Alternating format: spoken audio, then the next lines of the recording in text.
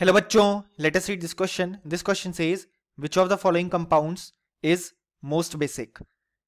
और हमारे ऑप्शंस हैं. ऑप्शन ए cyclohexylamine, option B aniline, option C paramethoxy aniline, option D पैरानाइट्रोएनिलीन.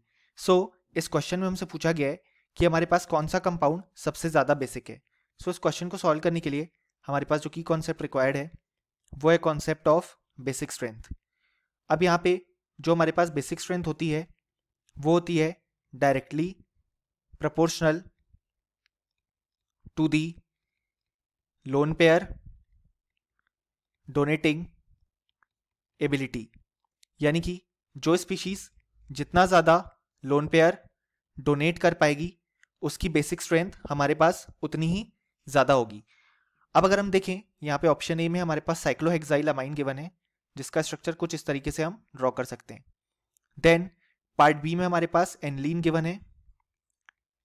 Then part सी में हमारे पास गिवन है पैरामिथॉक्सी एनिलीन, यानी कि यहाँ पे पैरा पोजीशन पे OCH3 प्रेजेंट है. देन पार्ट डी में हमारे पास प्रेजेंट है पैरानाइट्रो एनिलीन. अब यहाँ पे हमारे पास इस क्वेश्चन में मोस्ट बेसिक कंपाउंड पूछा गया है, यानी कि हम ये चेक करेंगे कि किस केस में नाइट्रोजन की जो लोन पेयर डोनेटिंग टेंडेंसी है वो सबसे ज्यादा है. तो यहाँ पे अगर हम देखें तो पार्ट बी, पार्ट सी और पार्ट डी में ये जो लोन पेयर है वो यहाँ पे रेजोनेंस में इन्वॉल्व है विद दी बेंजीन रिंग. यानी कि पार्ट बी, पार्ट सी और पार्ट डी में रेजोनेंस में लोन पेयर इन्वॉल्व है विद दी बेंजीन रिंग. यानी कि इसकी जो लोन पेयर बाहर डोनेट होने की टेंडेंसी है वो कम हो जाएगी क्योंकि ये ऑलरेडी रिंग के साथ रेजोनेंस में इन्वॉल्व है. जबकि ए में कोई भी रेजोनेंस प्रेजेंट नहीं है क्योंकि यहाँ पे कोई भी कॉन्जुगेशन वाला पार्ट प्रेजेंट नहीं है. सो कोई रेजोनेंस नहीं है, यानी कि लोन पेयर पूरा बाहर डोनेट होना चाहेगा.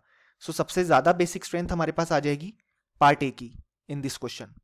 अब अगर हम बी, सी एंड डी को कंपेयर करें तो पार्ट सी में OCH3 अपना प्लस एम इफेक्ट यहाँ पे शो कर रहा है. अब क्योंकि यहाँ पे OCH3 अपना प्लस एम इफेक्ट शो कर रहा है इसी कारण से वो लोन पेयर डोनेट करवाने में हेल्प करेगा. लेकिन पार्ट डी में हमारे पास NO2 जो है वो माइनस एम इफेक्ट शो कर रहा है.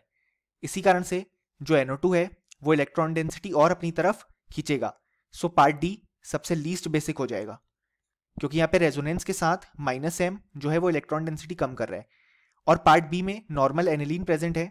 सो वो पार्ट डी से तो ज्यादा बेसिक होगा लेकिन पार्ट सी से कम हो जाएगा क्योंकि पार्ट सी में OCH3 अपना प्लस एम इफेक्ट लगा के इलेक्ट्रॉन डोनेटिंग टेंडेंसी को इंक्रीज कर रहा है.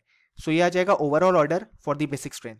अब हमसे क्वेश्चन में स्ट्रॉन्गेस्ट बेस या बेसिकली मोस्ट बेसिक कंपाउंड पूछा गया है. सो करेक्ट आंसर होगा ऑप्शन ए साइक्लोहेक्साइलामाइन और option b, c and d incorrect हो जाएंगे.